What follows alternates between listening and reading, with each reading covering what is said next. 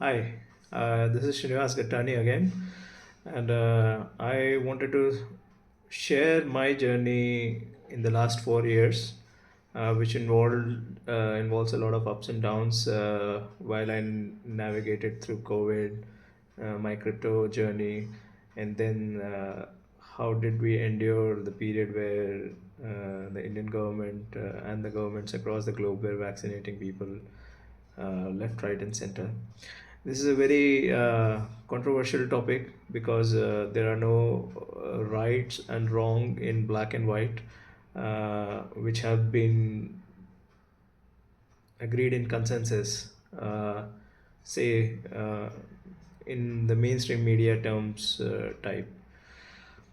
So, with the rise of alternate media, the media on social media of the likes of Twitter, Telegram, Facebook, and so on and so forth, and the censorships which varied across these platforms in the last 4 years, which has changed because of the elections in the US, elections in India, and then mainly due to COVID.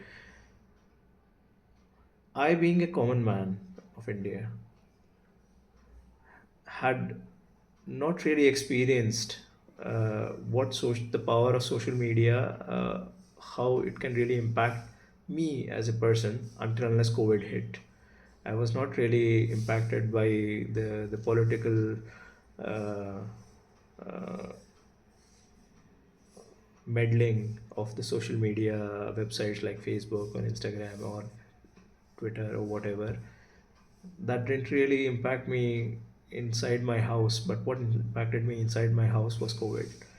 So I wanted to share this quick 10-minute video uh, to highlight what a common man in India endured during this time. So in March 2020, lockdowns were declared across India, which were pretty tight in the west of India and the south of India, and I suppose in the north of India as well, along with the east. I I live in the west of India. The lockdowns were absolutely total. The people were mm, directed not to leave their apartments or homes at all for about a period of 6 months, near about in totality. And all during these 6 months, uh, especially in the first 3 months, I was thinking, how can a medical virus, be such that it can only not affect you if you are sitting inside, and it cannot penetrate the walls and cannot come inside your apartments from the windows or balconies and so on, and it just starts to does its thing when you are out there talking to people, and which has not really happened um,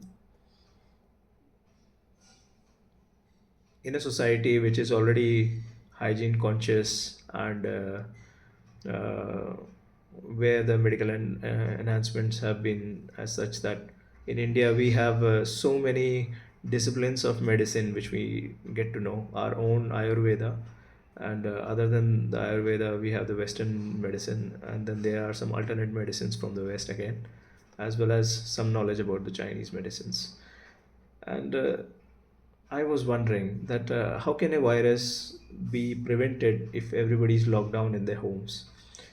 And at this during this duration, I'm really thankful that something positive happened just out of sheer luck. The government of India banned the sale of liquor as well. Only the essential commodities like food and medicines and some other essentials were available during that period.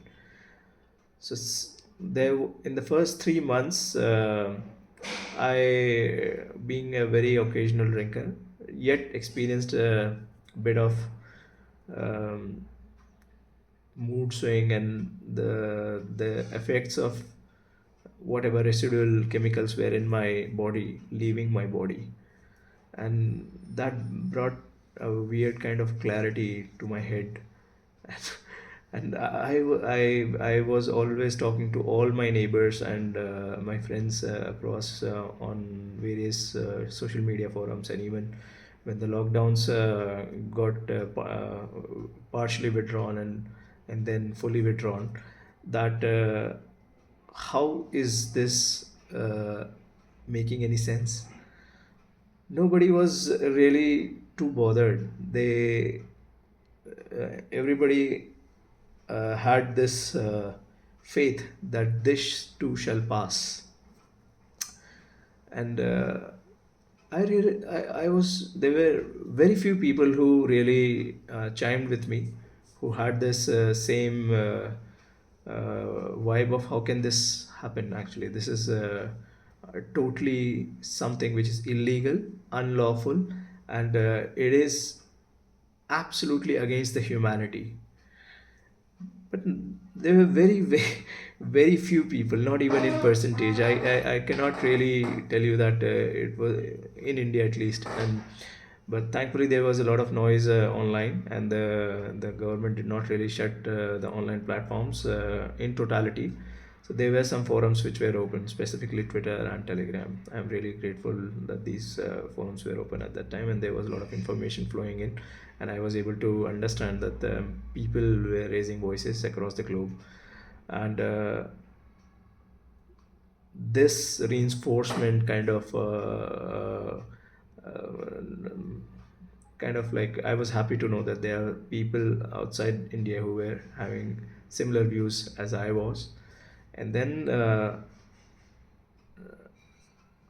most of these people were already in the crypto circles, the online, and most of them were either people who were from traditional finance, or people who were from traditional technology sector who have jumped onto the crypto bandwagon. Uh, I being one of them, who was kind of technologically inclined towards adopting new technologies all the time, and crypto happened to be part of it. I got introduced to Bitcoin in 2013. I didn't really take any plunge at that time, but in 2016, end of 2016 17, I was reintroduced about it. I was keeping a tab on the developments in the crypto space. But 2016, I revisited because there was a American company, a huge American company which I was working for, and then there were some developments which I got to know about crypto being a very important pivotal technology which which we are moving towards. So I took a plunge for the first time financially. I was not able to make anything out of it because I had zero financial knowledge, how the financial cycles work and all. But uh, and I took a second plunge after COVID hit, because a lot of things started making sense of where the world is heading, and why crypto would be essential in the future. Anyways, 2020 passed, and then by the end of 2020 there were murmurs about a solution to the virus which has come about, and this was an even bigger red flag for me, because something called as the vaccine was introduced, and it was a global solution. So this particular point, that vaccine is the only solution for the virus, which is so rare and suddenly is global, these two things made absolutely no sense to me. That why, if it's a virus, we have been dealing with viruses for so long and so forth. The governments, from the word go, started talking about it, uh, using the words as pandemic. In Hindi they were using as mahamari, from the word go, when there were absolutely no readings. And we all know about how they started doing the PCR test to everyone, for everyone, while they wanted to take a flight, or they even wanted to get into a mall or things like that. Everybody had to show their PCR tests results, and or vaccine passports which came in later. All these things made absolutely no sense to me. I started looking for people in India who didn't want to take the vaccines. I, for one, am a guy who have hated hospitals and medicines since my childhood, and I try to avoid them as much as possible until unless something is extremely out of my control. And this situation was created not only by the government, but also there was a huge amount of coercion from the media, the mainstream media specifically, which made no sense to me. And then furthermore, there were coercion from all the companies which were onto their employees, and and it was kind of total across the city that if you do not have if you have not taken the vaccines, and if you do not have the vaccine passport updated and all, you cannot go nowhere. And it hit from the people uh, who have bare minimum salaries all the way up to the top, and there were no exceptions which were accepted. So none of this seemed right to me, and it took me on to a huge journey actually. This, along with crypto, started getting me into the circles that a change is in the air, a huge change, a paradigm shift. At one point in time, I felt like all the government, all the institutions, all sorts of public institutions, be it your government, be it your schools, libraries, be it your uh, education systems, medical hospital systems, this is everything is gonna go under, or and something new is gonna come up. None of all these institutions were getting compromised because all of them were part of the coercion. Initially, I thought that the people in the government understood what they were doing, but in the first 6 months to 1 year, the time between September of 2020 to September of 2021, I realized that a lot of people in the government are just simply following orders. They don't know better. They had absolutely no clue what is going on. Meanwhile, there was a lot of information being dissipated in the alternate media, again, Twitter and Telegram, specifically Twitter.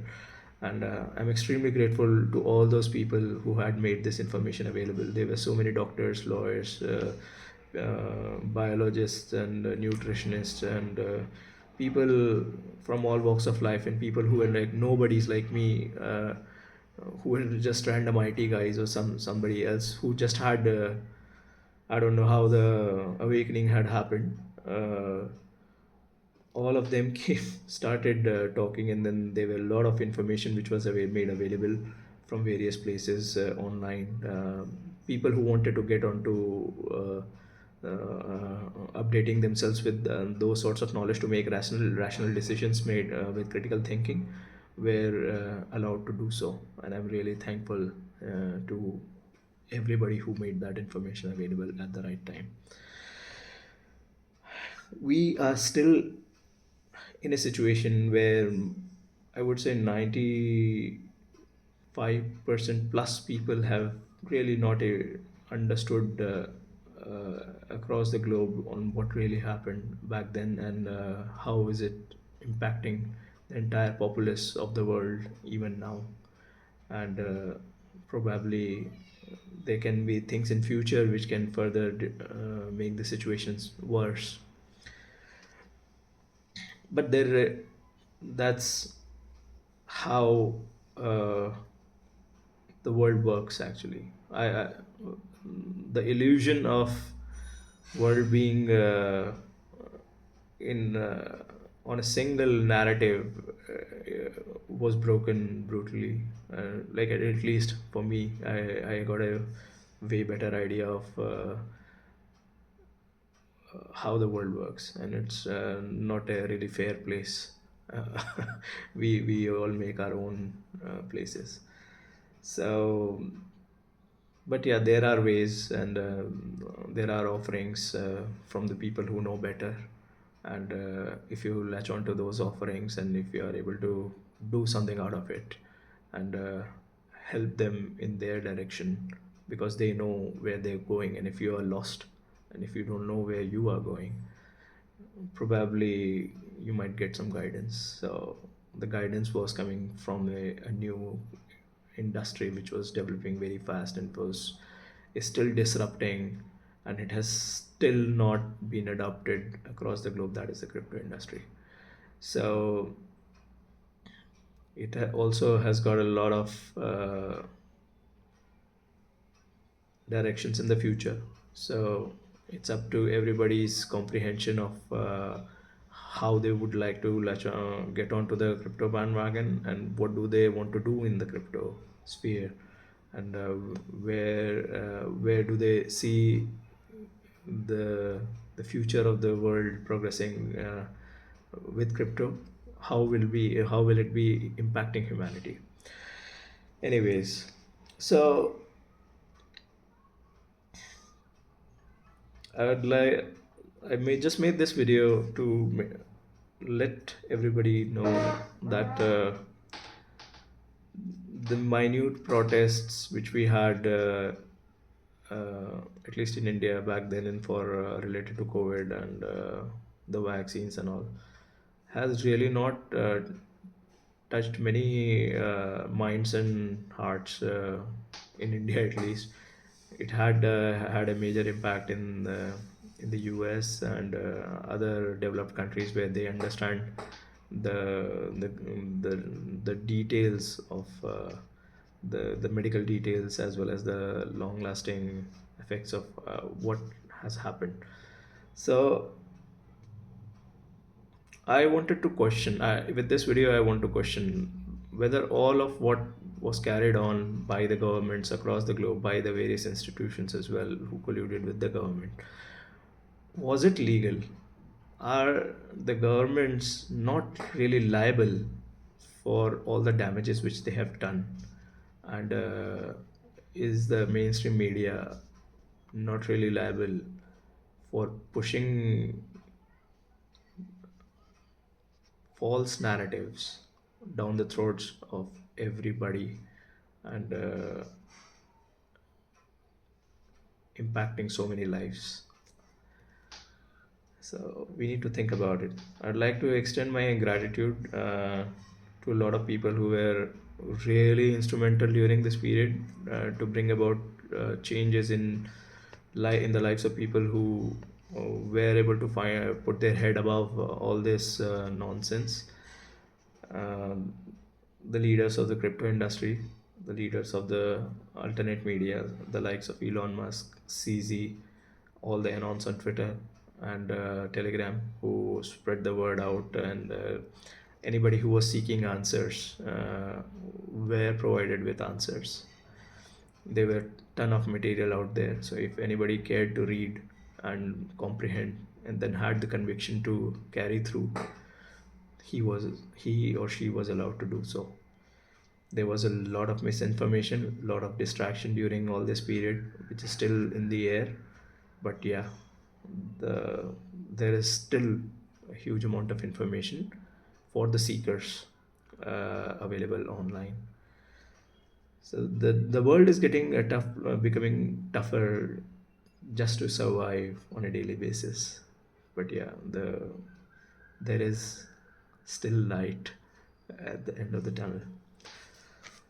So thank you so much, and I would like to extend my services to such leaders, as and when I can. So do guide me, do keep guiding us, and thank you so much.